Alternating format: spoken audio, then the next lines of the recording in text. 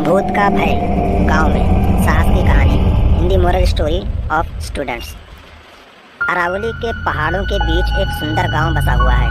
वहां लोग अपने मेहनत के द्वारा ही अन्न की उपज करके अपना जीवन निर्वाह करते हैं। पशुपालन कृषि उनके जीवन का अभिन्न अंग है।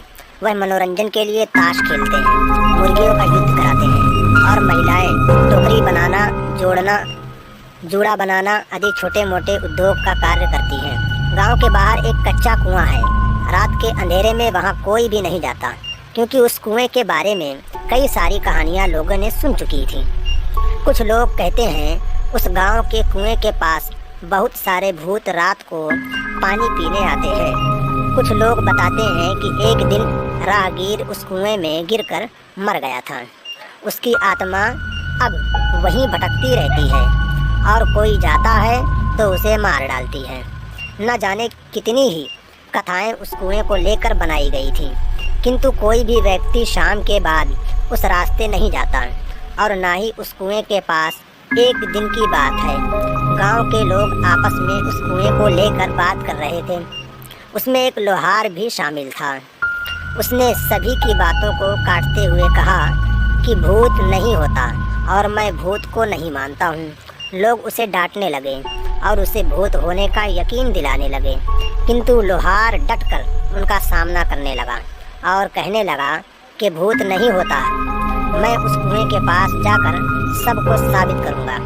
लोहार रात को उस कुएं के पास जाने के लिए तैयार हुआ। उसने अपने हाथ में एक कुल्हाड़ी भी ले ली। वह कुएं की ओर चल पड़ा। रात बीत गई, लेकिन लोहार कभी नहीं आया। सवेरे उसका मृत शरीर कुएं में मिला। उसके बाद से भूत का डर पूरे गांव में लहर की तरह दौड़ गया। गांव के बच्चे अब शाम होते ही डर के मारे अपने माता पिता के पास पहुंच जाते। एक समय की बात है, एक फौजी अपने घर छुट्टी पर आया हुआ था। वह अपने बेटे को कहने लगा कि गांव के बाहर उनका एक मित्र रहता है, उनके वहां जाकर एक टोकरी ले आओ। सुबह हमें खेती के लिए जाना है।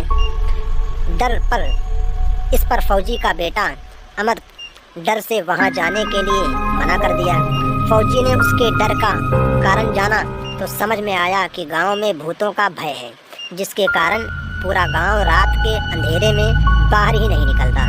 इस डर को अपने बेटे के जहन से दूर करने के लिए फौजी ने ठान लिया, क्योंकि वह फौजी का बेटा था और फौजी के सामने डर नाम की कोई चीज़ नहीं होती। फौजी ने एक टॉर्च लिया और अपने बेटे के साथ टहलने के लिए बाहर निकल गया। अमृत डरते डरते अपने पिता के पीछे हाथ पकड़कर चलता रहा।